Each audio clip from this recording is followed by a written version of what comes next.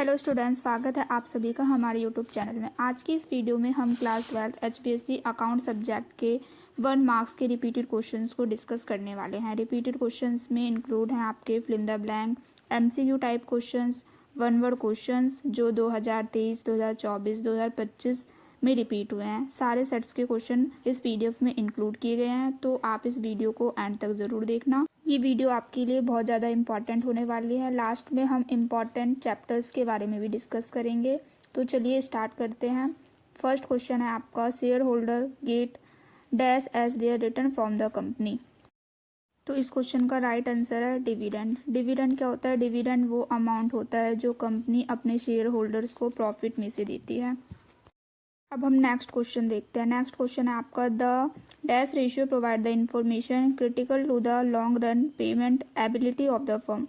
First option है आपका liquidity, second activity, third solvency, D है प्रॉफिटेबिलिटी। तो इसका राइट आंसर है ऑप्शन सी, सॉल्वेंसी।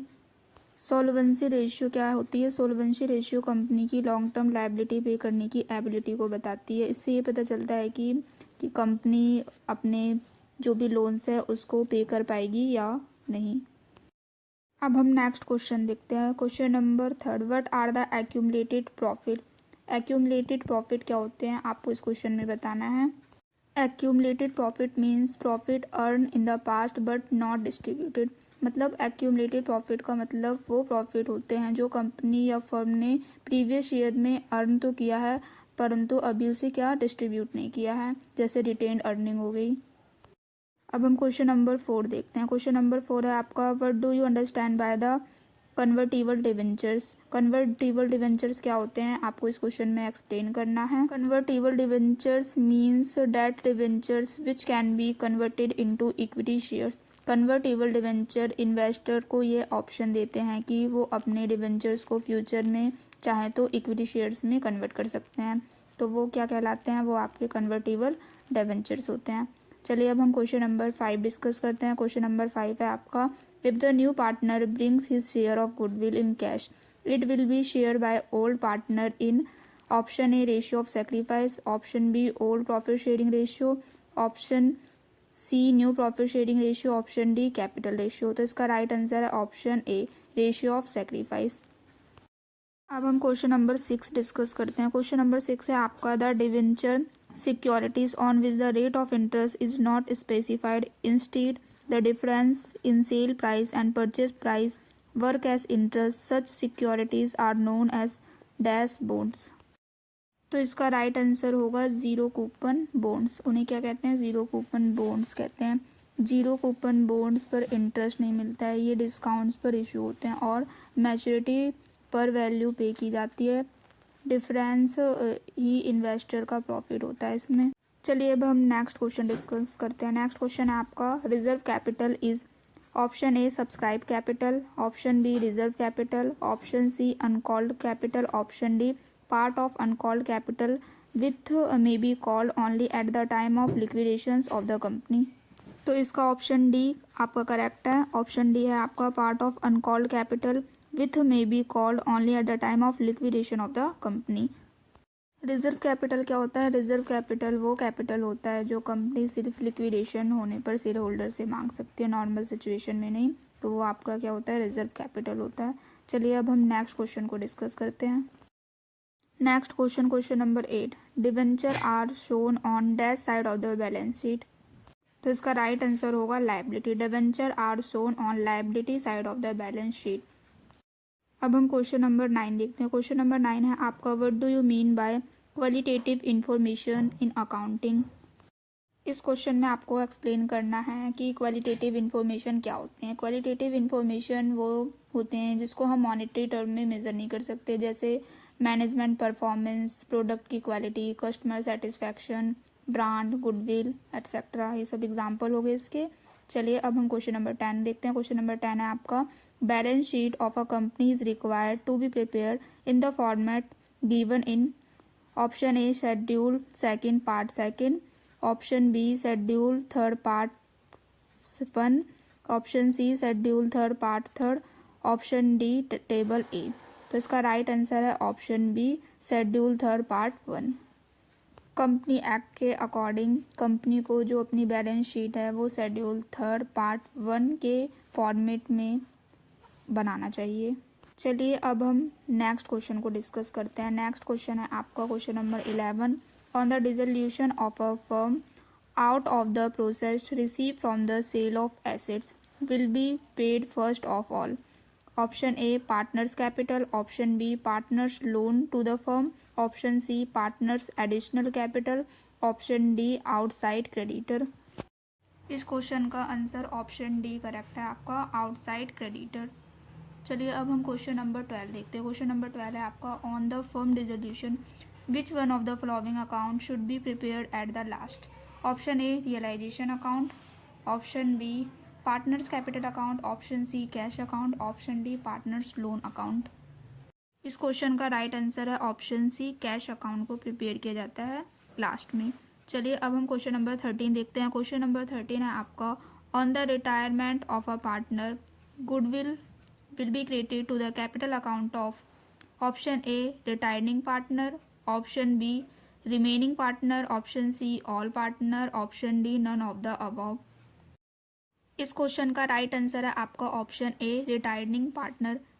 चलिए अब हम क्वेश्चन नंबर 14 डिस्कस करते हैं। क्वेश्चन नंबर 14 है आपका अ न्यू पार्टनर में admitted into a partnership, option A with the consent of any one partner, option be with the consent of majority of partners, option C with the consent of all old partner, option D none of this। तो इस question का right answer है आपका option C with the consent of all old partner. और new partner को कैसे admit किया जाता है, सभी पार्टनर्स की कंसेंट के अकॉर्डिंग। तो इस क्वेश्चन का आपका ऑप्शन सी करेक्ट है। चलिए अब हम क्वेश्चन नंबर 15 देखते हैं। क्वेश्चन नंबर 15 है आपका when a new partner bring his share of goodwill in cash the amount is debited to option A goodwill account, option B capital account of new partner, option C cash account, option D capital account of old partners। इस question का right answer है आपका option C cash account, cash account में debit किया जाता है। चलिए अब हम क्वेश्चन नंबर 16 देखते हैं। क्वेश्चन नंबर 16 है आपका give one difference between the reserve capital and capital reserve. इस क्वेश्चन में आपको कोई एक डिफरेंस बताना है कि रिजर्व कैपिटल और कैपिटल रिजर्व में क्या डिफरेंस होता है। तो रिजर्व कैपिटल क्या होता है, रिजर्व कैपिटल शेयर कैपिटल का वो पार्ट होता है जो सिर्फ लिक्विडेशन में कॉल होता है। और कैपिटल रिजर्व क्या होता है, कैपिटल रिजर्व कैपिटल प्रॉफिट में से क्रिएट होता है। Reserve capital is a part of uncalled capital and capital reserve is created of capital profit. तो ये डिफरेंस हो गया। चलिए अब हम क्वेश्चन नंबर 17 देखते हैं। क्वेश्चन नंबर 17 है आपका what is mean by the minimum subscription.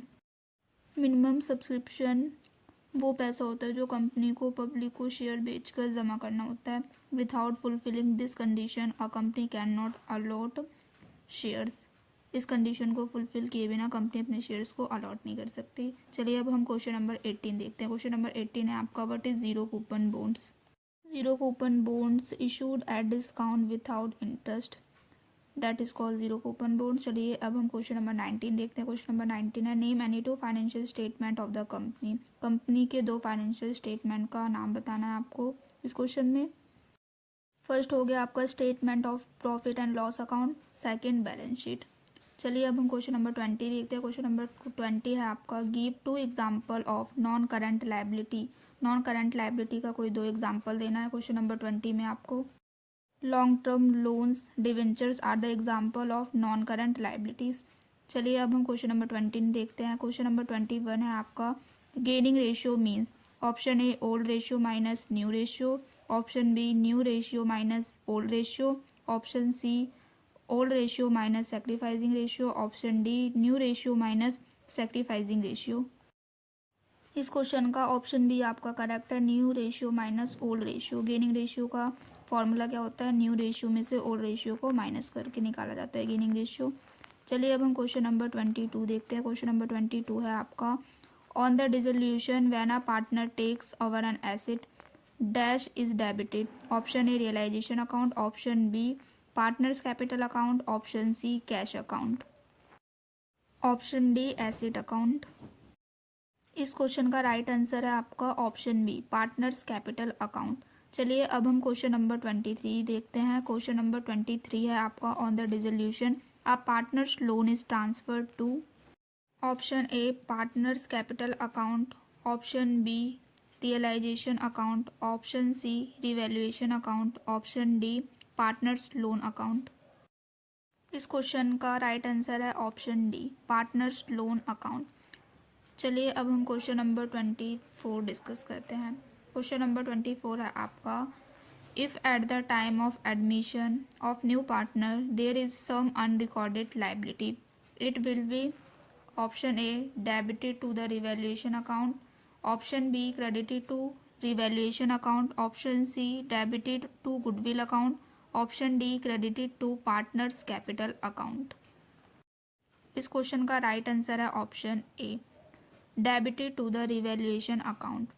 चलिए अब हम क्वेश्चन नंबर 25 डिस्कस करते हैं। क्वेश्चन नंबर 25 है आपका रिवैल्यूएशन अकाउंट और profit and loss adjustment account is a option A real account, option B personal account, option C nominal account, option D asset account. तो इसका राइट आंसर है option C nominal account.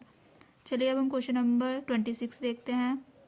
Question number 26 है आपका give one limitation of financial analysis. इस question में आपको financial analysis का कोई एक लिमिटेशन बताना है आपको। इग्नोर द क्वालिटेटिव फैक्टर्स, ये एक इसका लिमिटेशन हो जाएगा। चलिए क्वेश्चन नंबर 27 देखते हैं। What is the number of major heads of the asset side of the company's balance sheet. इसका राइट आंसर है 2। कितने हेड्स होते हैं? 2 हेड्स होते हैं। चलिए अब हम क्वेश्चन नंबर 28 डिस्कस करते हैं। क्वेश्चन नंबर 28 है आपका what is coupon rate, rate of interest on a bond that is called the coupon rate. चलिए अब हम क्वेश्चन नंबर 29 देखते हैं। इसमें बताना है आपको difference between the over subscription and under subscription में क्या डिफरेंस होता है। ओवर सब्सक्रिप्शन क्या होता है? जब कंपनी जितने शेयर्स इशू करती है उससे ज़्यादा एप्लीकेशन उसे रिसीव हो जाए तो ओवर सब्सक्रिप्शन होता है। और अंडर सब्सक्रिप्शन जब कंपनी जितने शेयर्स इशू करे उससे कम एप्लीकेशन उसे रिसीव हो तो that is called under subscription. चलिए अब हम क्वेश्चन नंबर 30 डिस्कस करते हैं। क्वेश्चन नंबर 30 है आपका how goodwill is recorded on the retirement of a partner. इस क्वेश्चन का ऑप्शन ए करेक्ट है। Remaining partners capital account debited to retiring partners capital account. तो गुडविल कैसे रिकॉर्ड किया जाता है रिटायरिंग पार्टनर के केस पे? रिमेनिंग पार्टनर्स कैपिटल अकाउंट को डेबिट किया जाता है to retiring partners capital account. चलिए अब हम क्वेश्चन नंबर 31 डिस्कस करते हैं। क्वेश्चन नंबर 31 है आपका cash balance shown in the balance sheet on the dissolution of a firm in option A realisation account, option B cash account, option C capital account, option D none of this. इस question का option B आपका correct है cash account. अब हम question number 32 देखते हैं। Question number 32 है आपका realisation account is. Realisation account क्या होता है? Option A nominal account, option B real account, option C personal account, option D real account as well as personal account.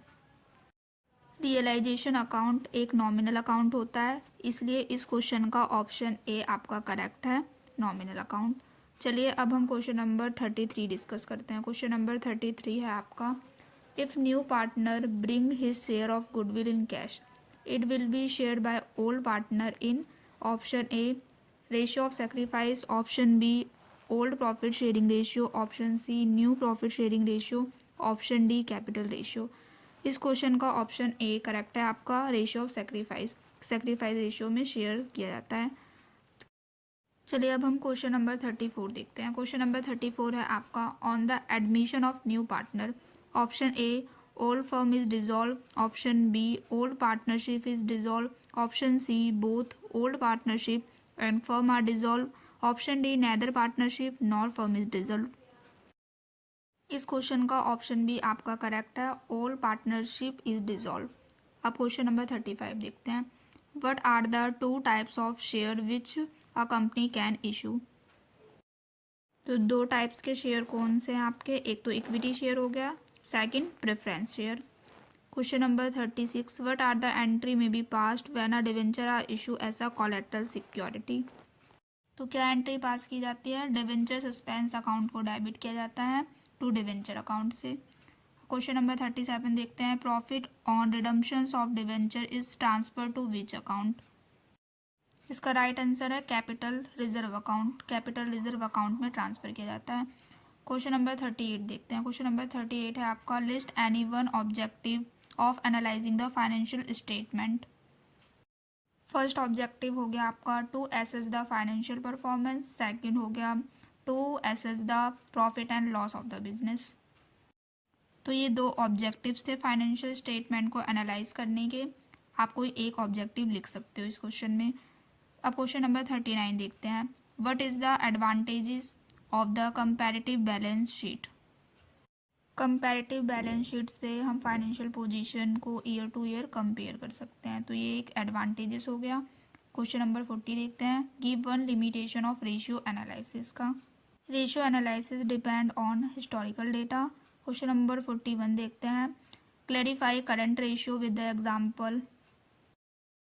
Current ratio क्या होते हैं? जब करंट एसेट को करंट लायबिलिटी से divide करते हैं तो आपकी करंट रेशियो निकल कर आती है। तो कोई एक एग्जाम्पल के थ्रू आपको ये एक्सप्लेन करना है।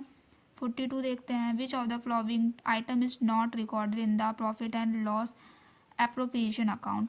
Option A partner salary, option B interest on drawing, option C interest on partners loan, option D partners commission. तो इसका राइट आंसर है option C interest on partners loan.